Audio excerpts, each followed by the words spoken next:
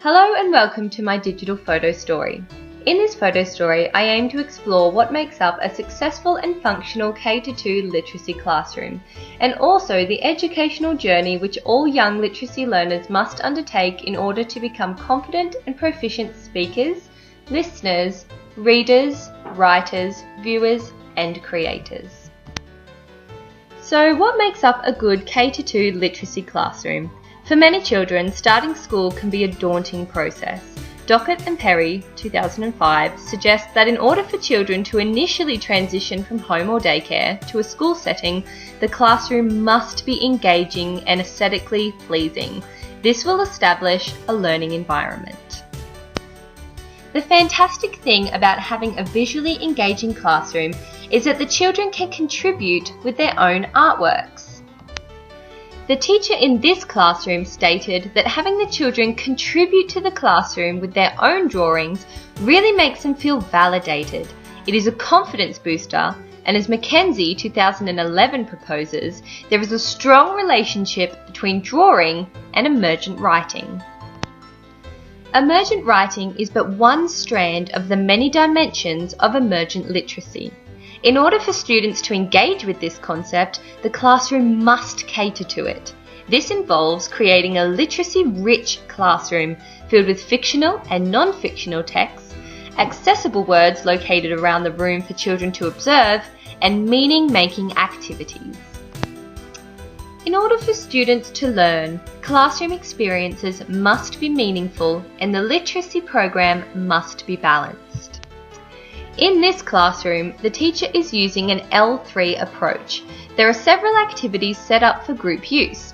The groups include sensory spelling activities, spelling with magnetic letters, writing on whiteboards, and playing literacy games on the iPad. Having the students move in groups is beneficial in several ways. Caruso and Woolley, 2008, suggest that through group discussion and collaboration, students will begin to discover their own voice and opinions in relation to their peers. In this classroom, the teacher has ensured positive group collaboration through the use of assembling tables together in a comfortable and constructive manner. To ensure respect and positive behaviour in the classroom, the teacher has conveyed certain rules to the students.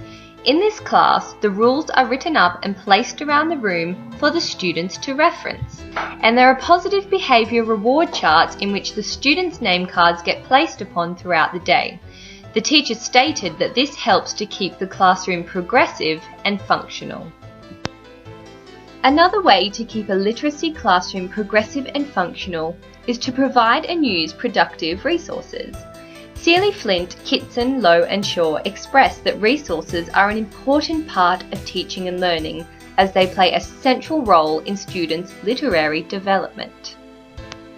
Teachers often use print-based and visual resources along with the use of interactive multimodal resources such as iPads and smartboards to assess and analyse children's literary development.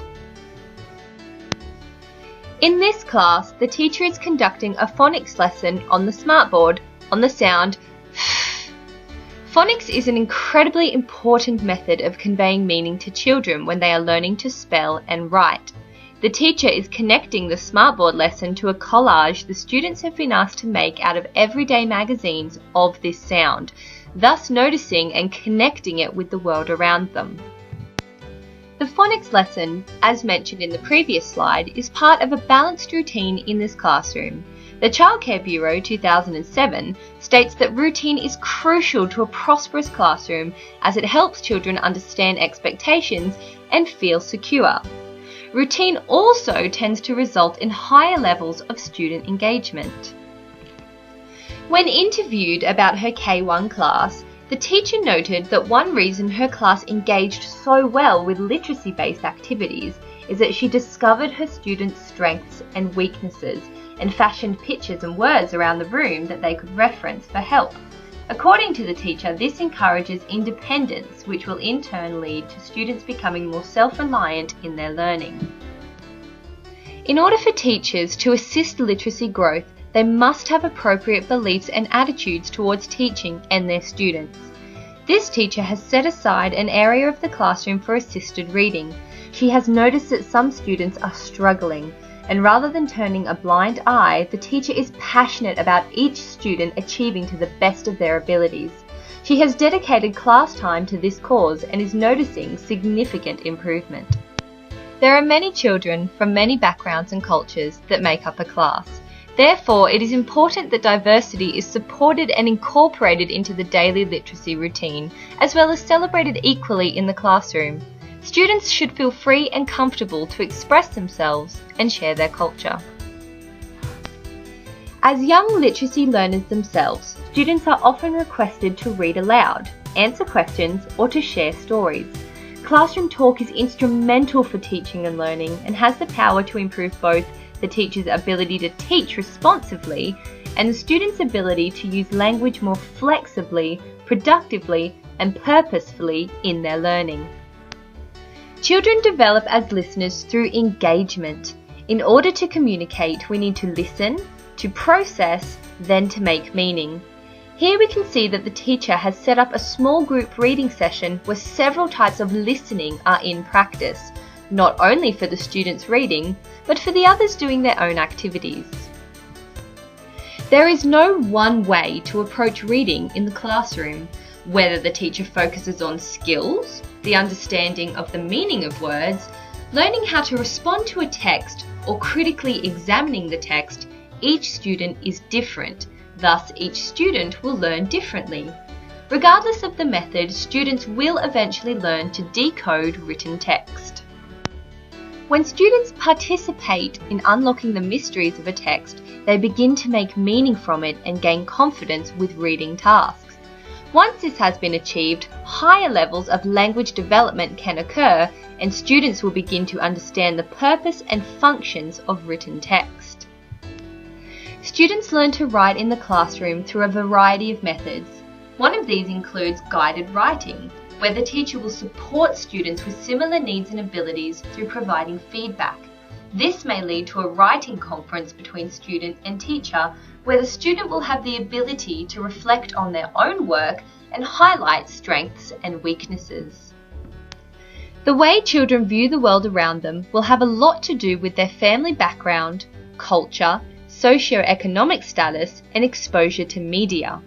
Although there are many factors that determine the way in which children see the wider society, in the classroom, students will be provided the opportunity to express their own views and opinions through many creative and social mediums. From the earliest of ages, children are creating. It is a natural skill that all of us learn to identify and build upon. To create is simply to generate something, anything, whether it be through experimentation or hard work. The fantastic thing about a supportive and advantageous classroom is that students will have the chance to become creators in new and exciting ways, beneficial to their learning. I would like to thank you for taking the time to watch my digital photo story. I hope that I've illustrated just how crucial it is to have an effective literacy classroom in order for young literacy learners to truly grow and develop throughout their educational journey.